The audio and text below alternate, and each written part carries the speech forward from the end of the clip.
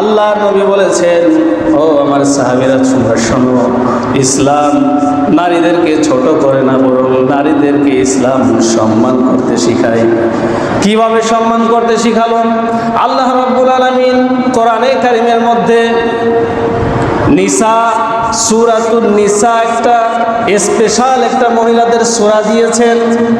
কোনো পুরুষের নামে কিন্তু কোনো সূরা নেই। আল্লাহ রাব্বুল আলামিন কোরআনে কারিমে মহিলাদের নামে সূরা দিয়ে সম্মানিত করলেন, এবং সেখানে শুধুমাত্র এই পর্যন্তই সম্মান দিলেন না, বরং আরো অনেক কথা বলেছেন। একজন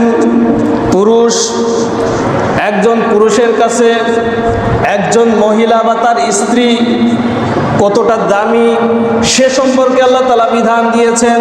ও পুরুষেরা, তোমরা তোমাদের স্ত্রীদেরকে দাসীর মতো আচরণ করো না, দাসীদের মতো আচরণ